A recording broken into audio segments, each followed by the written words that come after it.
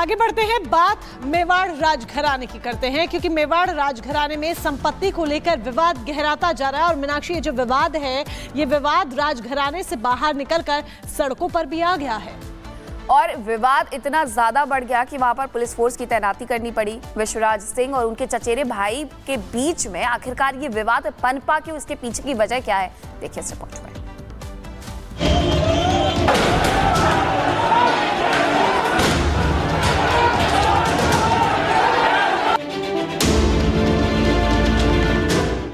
आसमान से बरसते ये पत्थर, जान बचाकर भागते ये लोग, हालात ऐसे कि पुलिस को भी पीछे हटना पड़ा। तस्वीरें राजस्थान के उदयपुर की है, जहां मेवाड़ रियासत में नए महाराणा के ताजपोशी को लेकर शुरू हुआ विवाद अब सड़क पर पहुंच गया है। उदयपुर के राज परिवार के सदस्य और पूर्व सांसद महेंद्र सिंह मेवाड़ के निधन के बाद उनके बड़े बेटे विश्वराज सिंह मेवाड़ के राज तिलक की रस्म पर बीते दिनों बवाल हो गया। राज तिलक को लेकर विश्वराज सिंह और उनके चचेरे भाई लक्ष्यराज सिंह मेवाड़ के बीच तल्खियां चरम पर है। महेंद्र सिंह मेवाड़ के भाई और लक्ष्यराज सिंह के पिता अरविंद सिंह मेवाड़ के परिवार ने राजनीतिक राज तिलक पर नाखुशी जताई है। ऐसे में राज तिलक की परंपरा निभाने से रोकने के लिए उदयपुर के सिटी पैलेस के गेट तक को बंद करा दिया गया था। दरअसल चित्तौड़गढ़ में महाराणा के रूप में राज तिलक के बाद विश्वराज सिंह मेवाड़ अपने समर्थकों के साथ उदयपुर सिटी पैलेस पहुंचे थे। वो सिटी पैलेस स्थित धूड़ी माता के दर्शन करना चाहते थे। मौजूदा समय में सिटी पैलेस पर विश्वराज सिंह मेवाड़ के चाचा अरविंद सिंह मेवाड़ का ज्यादा अधिकार है। वो ट्रस्ट के मुख्य ट्रस्टी हैं। उन्होंने नोटिस जारी करके विश्वराज सिंह मेवाड़ के राज तिलक की रस्म के लिए सिटी पैलेस में एंट्री बंद कर दी थी। कानूनी नोटिस में साफ कहा गया था कि ट्रस्ट से किसी भी अनाधिकृत व्यक्ति को सिटी पैलेस में प्रवेश नहीं दिया जाएगा। सिटी पैलेस के दरवाजे बंद होने पर विश्वराज के समर्थकों ने बैरिकेडिंग हटाई और भीड़ पुलिस से जा भिड़ी। विश्वराज सिंह के समर्थकों की गाड़ियां बैरिकेडिंग हटाकर अंदर घुस गई। बाकी गाड़ियों को गेट पर ही रोक दिया गया। यही से विवाद बढ़ा। पुलिस और विश्वराज समर्थकों की भीड़ आमने सामने आ गई। उसके बाद की तस्वीरें आपके सामने। तनावपूर्ण हालात के बीच पुलिस किसी भी प्रकार से टकराव को रोकने के लिए मुस्तैद है। आपसी समझाइश से विवाद को टालने की कोशिश जारी है। जिला कलेक्टर अरविंद पोसवाल और एसपी योगेश गोयल पूरे मामले की मॉनिटरिंग कर रहे हैं। कानून व्यवस्था की स्थिति बिल्कुल नियंत्रण में है। कुछ जो लीगल एक्शन जो भी, क्योंकि जो घटनाएं छोटी मोटी हुई हैं उसको लेकर इनकी बात थी कि कानूनी अपना काम करे, कानून अपनी जो भी कोई एक्टिविटी होनी है पुलिस के प्रशासन की तरफ से वो की जा रही है। फिलहाल स्थिति नियंत्रण में है। मामला बड़े राजघराने का है और इसीलिए पुलिस प्रशासन भी बेहद संजीदगी से घटना पर नजर बनाए हुए है। प्रशासन चाहता है कि जो कुछ भी बीते दिनों हुआ वो दोबारा ना हो और घर का विवाद घर के अंदर ही सुलझ जाए, जिसको लेकर दोनों तरफ से प्रयास भी जारी है। Bureau report, Republic. तो राज परिवार की लड़ाई है और इस राज परिवार की लड़ाई के पीछे की वजह क्या है? दरअसल ये विवाद किस तरह का है ये समझ लीजिए। राजघराने का जो पैलेस है, यानी कि जो राजघराना है, पैलेस, मंदिरों और फोर्ट की ये पूरी लड़ाई है। इनका मैनेजमेंट नॉर्थ ट्रस्ट के पास है। राजघराने की गद्दी संभालने के लिए ये ट्रस्ट का गठन किया गया है, ट्रस्ट बनाया गया है। ट्रस्ट विश्वराज सिंह के चाचा अरविंद सिंह देखते हैं, उनकी देखरेख में ये ट्रस्ट है। विश्वराज के चचेरे भाई भी इसमें शामिल हैं। चाचा ने विश्वराज के राज्याभिषेक का विरोध किया जब राज्याभिषेक होने को आया। राज्याभिषेक को गैर कानूनी करार दिया गया। अरविंद सिंह उदयपुर राजघराने की गद्दी संभालते हैं। रियासतों में महेंद्र सिंह का प्रभाव ज्यादा था, ऐसे में उनका समर्थन ज्यादा किया गया। उनके निधन के बाद उनके बड़े बेटे को गद्दी मिलनी थी, ये सोचा गया। महेंद्र सिंह के बड़े बेटे हैं विश्वराज सिंह। अरविंद सिंह अपने बेटे के लिए गद्दी चाहते हैं। गद्दी को लेकर ये पूरी लड़ाई यहाँ पर हो रही है। अरविंद सिंह चाहते हैं कि उनके बेटे को ये गद्दी मिले और यही एक बड़ी वजह है कि देखिए जो पूरा विवाद है ये समय के साथ धीरे धीरे और गहराता जा रहा है और राजघराने से बाहर निकल ये देखिए सड़कों पर आ गया है और भारी संख्या में पुलिस फोर्स की अब तैनाती करनी पड़ी है। अब रुख मीनाक्षी का। और बात करेंगे बांग्लादेश की। बांग्लादेश में अभी भी हिंदुओं के खिलाफ अत्याचार कम होने का नाम नहीं ले रहा है और अब वहां संतों पर भी इसी तरीके से अत्याचार किया जा रहा है।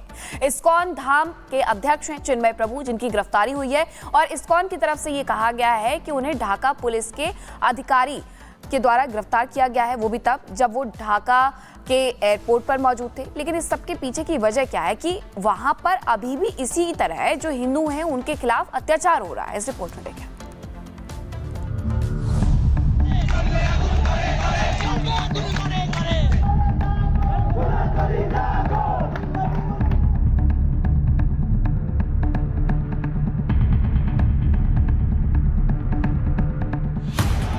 बांग्लादेश में तख्ता पलट के बाद से हिंदुओं के खिलाफ अत्याचार लगातार जारी है, जहां उन्हें रोज उनके हिंदू होने की सजा दी जा रही है। बांग्लादेश में आज की तारीख में हिंदू होना कितनी बड़ी चुनौती है, उसे हर कोई देख और समझ सकता है। जहां कट्टरपंथी हो या फिर मोहम्मद यूनुस की वर्दीधारी पुलिस, हिंदू हर किसी के निशाने पर है।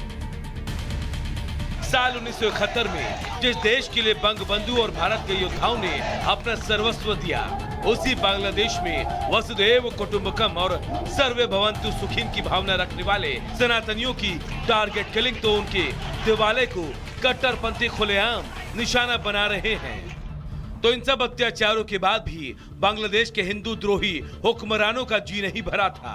वो अब वहां के प्रमुख हिंदू धर्म गुरुओं को गिरफ्तार करने में लगे हैं। बांग्लादेश में हिंदू लाचार, नहीं रुक रहा अत्याचार। बांग्लादेश में अब हिंदू धर्म गुरुओं पर निशाना। बांग्लादेश में हिंदुओं के दमन की डराने वाली तस्वीरों के बीच अब वहां प्रमुख हिंदू धर्म गुरु भी कट्टरपंथी सोच का शिकार बनने लगे हैं। घटना सोमवार की है, जब बांग्लादेश की पुलिस ने इस्कॉन के संत चिन्मय कृष्णदास प्रभु को गिरफ्तार कर लिया, जिन्हें जासूसी विभाग की पुलिस ने ढाका हवाई अड्डे से अपने कब्जे में लिया, जिसके बाद उन्हें अज्ञात जगह पर भेज दिया गया है।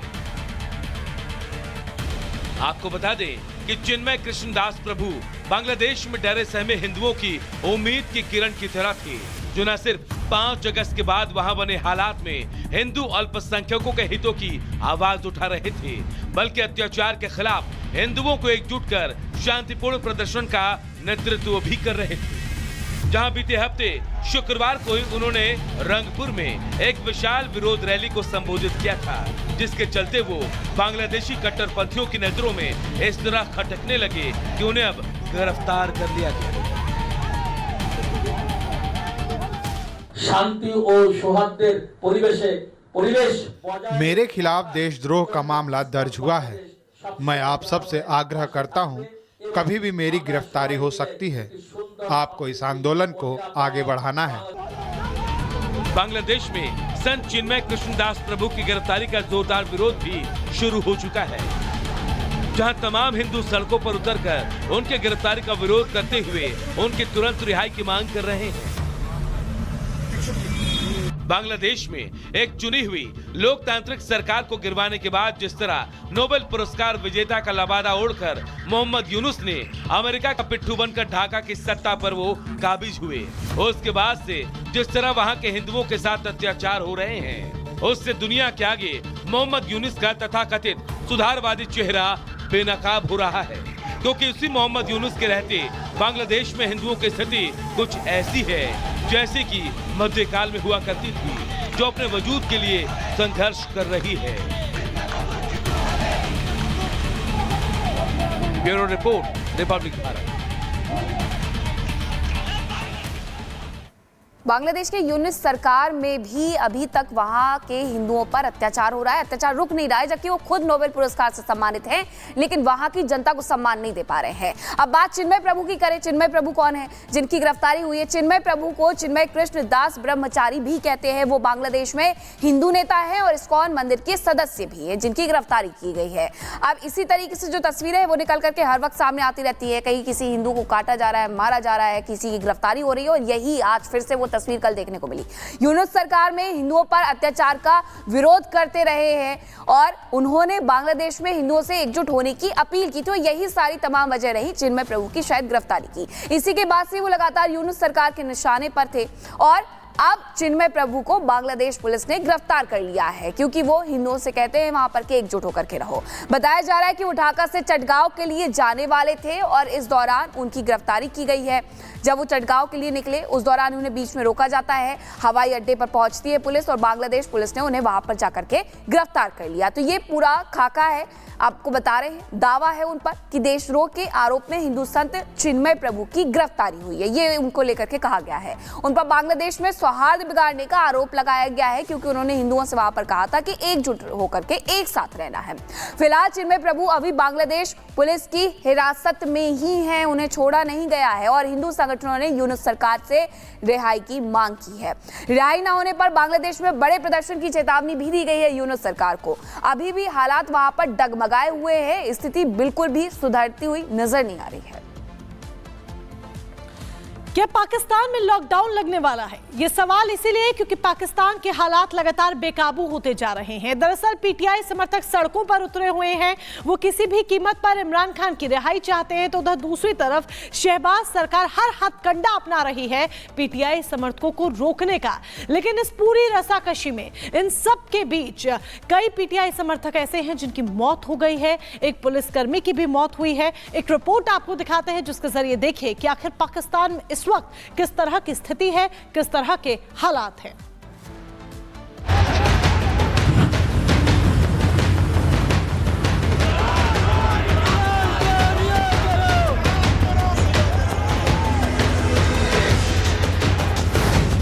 पाकिस्तान में बिगड़े हालात,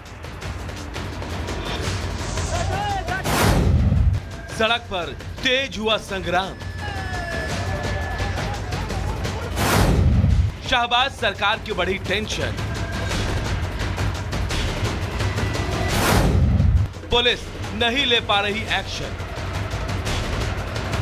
पाकिस्तान में हालात बेहद तेजी से खराब हो रहे हैं। पीटीआई समर्थकों की भीड़ को रोकने के लिए पुलिस को कड़ी मशक्कत करनी पड़ रही है। कुछ जगहों पर तो पुलिस का एक्शन नाकाफी साबित हुआ है। हालात ये हैं कि पूर्व प्रधानमंत्री इमरान खान के समर्थकों को इस्लामाबाद पहुंचने से रोकने के लिए तैनात सुरक्षा कर्मियों के साथ झड़प में एक पुलिसकर्मी की मौत भी हो गई।